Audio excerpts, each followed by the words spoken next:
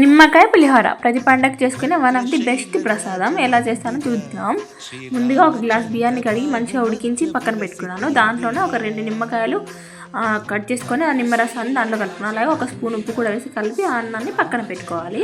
ఆ తర్వాత ఒక ప్యాన్ తీసుకొని దాంట్లో 2 స్పూన్లు ఆయిల్ వేసుకొని అది కొంచెం హీట్ అయ్యాక దాంట్లోనే ఒక స్పూన్ జీలకర్ర, ఒక స్పూన్ ఆవాలు వేసుకున్నాను. అలాగే ఒక స్పూన్ మినపగుళ్ళు వేసుకున్నాను. తర్వాత ఒక స్పూన్ శనగపప్పు కూడా వేసుకున్నాను.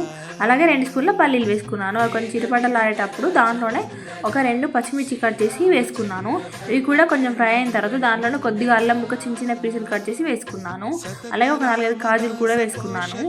అది కొంచెం ఫ్రై అయిన తర్వాత దాంట్లోనే ఒక రెమ్మ కరివేపాకు వేసుకొని ఆ కరివేపాకు కూడా ఫ్రై అయ్యాక ఒక హాఫ్ స్పూన్ పసుపు వేసుకున్నాను. అది కూడా మంచిగా కలుపుకున్న తర్వాత దాంట్లో కొద్దిగా ఇంగు వేసుకున్నాను. ఇంగు వేసుకుంటే కొంచెం ఎక్స్ట్రా టేస్ట్ వస్తుంది. ఆ తర్వాత దీన్ని ముందుగా కలిపెట్టుకున్నాను. అలా ఈ పోపుని మొత్తం కలిపేసుకుంటే అయిపోతుంది. సేమ్ టెంపుల్ స్టైల్లో లాగానే వస్తుంది. చాలా ఈజీ ప్రాసెస్. ఎప్పుడు చేయని వాళ్ళు కూడా చేసి చాలా ఈజీగా వచ్చింది. చాలా టేస్టీగా ఉంది. Bye guys.